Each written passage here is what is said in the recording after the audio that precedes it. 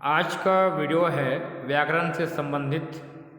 आज हम पढ़ेंगे श्रुति सम भिन्नार्थक शब्द किसे कहते हैं और उनका अर्थ क्या होता है। तो सबसे पहले तो हम यही जानेंगे कि श्रुति सम भिन्नार्थक शब्द किसे कहते हैं। तो जैसे कि नाम से स्पष्ट है, श्रुति सम भिन्नार्थक। श्रुति सम का अर्थ होता है सुनने में समान। देखिए ध्यान दीजिए, श्रुति माने सुनना और सम मतलब समान। तो सुनने में समान, भिन्नार्थक लेकिन अर्थ भिन्न भिन्न हो, तो परिभाषा लिख सकते हैं हम श्रुति सम भिन्नार्थक शब्द का, ऐसे शब्द जो सुनने में और उच्चारण करने में समान प्रतीत होते हैं लेकिन उनके अर्थ अलग अलग होते हैं, भिन्न भिन्न होते हैं। ऐसे शब्दों को ही श्रुति सम भिन्नार्थक शब्द कहते हैं। तो ऐसे अनेक शब्द है। आपके पाठ छत्तीसगढ़ की लोक कलाएँ, इस पाठ में पीछे भाषा के बारे में दिया है, उन शब्दों का हम अभ्यास करते हैं। ये जो श्रुति सम भिन्नार्थक शब्द है उनके कौन कौन से अर्थ होते हैं, उनके अर्थ क्या होता है। तो आइए देखते हैं। सबसे पहले दिया है कला और एक है काला। अंतर ज़्यादा नहीं है, आ का मात्रा लगा है, कला और काला। लेकिन कई बार सुनने में मिस्टेक हो जाता है, हम वही सुन लेते हैं और दोनों का अर्थ एक निकाले। तो कला का अर्थ क्या होगा? कला का अर्थ होता है हुनर। ठीक है, हुनर, ये होता है इस कला का अर्थ। ठीक है, और काला का अर्थ क्या होगा? ये जो काला है इसका अर्थ है, काला का अर्थ रंग से है, श्याम रंग से है। किससे है? श्याम। ये काला का अर्थ है श्याम रंग से, मतलब काला रंग से है।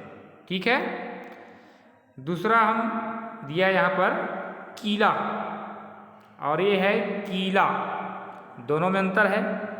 तो इस किला का अर्थ है दुर्ग और कीला का अर्थ है खूंटी। ठीक है, इसका अर्थ क्या होगा? खूंटी। इस प्रकार से हम खूंटी लिख सकते हैं इस किला का अर्थ। और इस किला का अर्थ क्या है? दुर्ग से है। ठीक है, दुर्ग मतलब भी किला होता है। ठीक है, तीसरा शब्द दिया है पवन और एक है पावन। तो पवन मतलब हवा, आप जानते हैं, और पावन मतलब पवित्र होगा। ठीक है, तीसरा दिया है आंसू और दूसरा है ये आंसू, दोनों में अंतर है। तो आंसू माने क्या होता है? आंसू माने तुरंत। अभी हम लोग पढ़े ना, आंसू कवि ऐसे पढ़े हैं इस पाठ में। आंसू कवि मतलब जो तुरंत कविता लिख लेते हैं, ऐसे कवि को आंसू कवि कहते हैं। लेकिन इस आंसू का तात्पर्य क्या है? इसका अर्थ है अश्रु, जो हमारे नेत्र से निकलता है।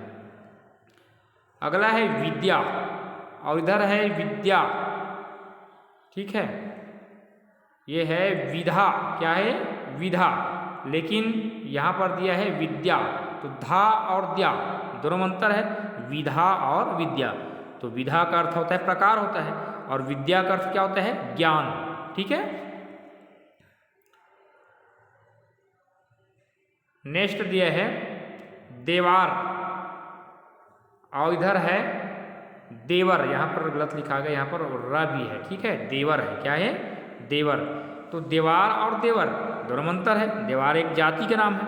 ठीक है, और देवर पति का भाई। पति का भाई को, पति के भाई को हम देवर, जो पत्नी है वो क्या कहती है? देवर कहती है। ठीक है, और देवार एक जाति है। अगला है प्रतिभा और प्रतिमा। तो प्रतिभा और प्रतिमा, प्रतिभा मतलब बुद्धि और प्रतिमा मतलब मूर्ति। पंथी और पंछी दोनों में अंतर है। तो पंथी राहगीर को कहा जाता है और पंथी एक लोक नृत्य की भी नाम है, दोनों लिख सकते हैं। राहगीर लिखें या तो लोक नृत्य। और पंछी माने क्या होता है? पक्षी होता है। ठीक है, आगे है हंसा और हंसा, दोनों में अंतर देखिए, हंसा और हंसा। तो हंसा मतलब जल पक्षी को हंसा कहते हैं और हंसा मतलब क्या होगा? प्रसन्न हुआ। हंसी, हंसी जानते हो ना, हंसना, तो हंसा मतलब प्रसन्न हुआ, खुश हुआ। गौरी और गोरी, तो गौरी पार्वती को कहा जाता है, माता पार्वती को, और गोरी, गोरी मतलब गौर वर्ण वाली जो युवती है उसे क्या कहते हैं, गोरी कहते हैं। तो ये छोटा सा वीडियो था श्रुति सम भिन्नार्थक शब्द, तो आप लोगों को समझ में आया होगा, अपेक्षा करो मैं आप लोगों से।